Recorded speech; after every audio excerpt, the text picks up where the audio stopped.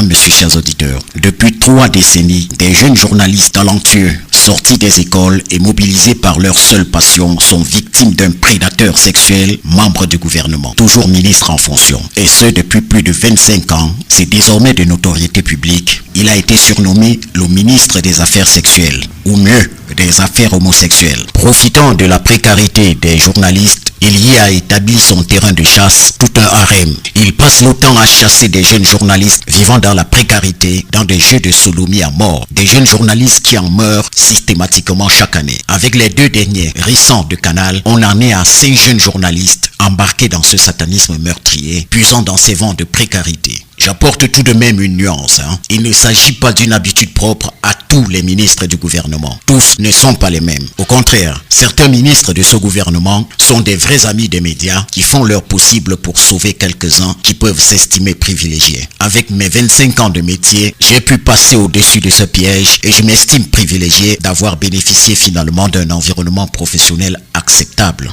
C'est le renouveau. Mais malheureusement, tout le monde ne peut être sauvé. Pour tenir, certains plongent dans la gueule des loups. Et tout le monde connaît ce membre du gouvernement, car c'est de notoriété publique. Et il ne se cache plus d'ailleurs. Profitant des ambitions de certains professionnels, genre je peux te faire travailler à la SNH comme cadre, je peux te faire nommer à tel poste dans telle entreprise comme directeur, etc.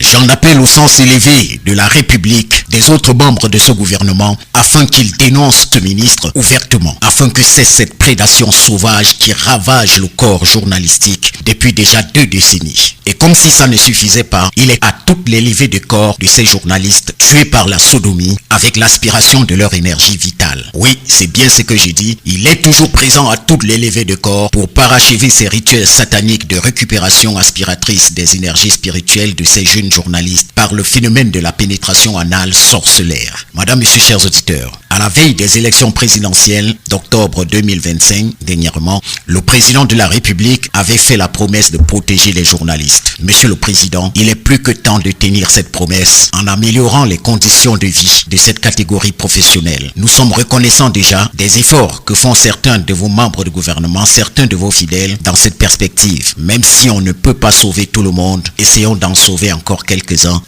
de plus. Cette jeunesse, car cette jeunesse qui se cherche encore est vulnérable et des individus malfaisants comme ce membre du gouvernement en charge des affaires sexuelles et surtout homosexuelles doit être neutralisé, castré au besoin. C'est de la criminalité sexuelle. Appauvrir et précariser des jeunes pour ensuite les utiliser dans cette vulnérabilité par des pratiques sexuelles sorcellaires, c'est de la pire criminalité. Monsieur le ministre, ça fait un moment déjà que ça dure. Prenez-le comme une menace si vous voulez, mais laissez l'anus des enfants tranquille. Et merde, laissez l'anus des journalistes tranquille. Bon Dieu, mais qu'est-ce qui ne va pas? Allez.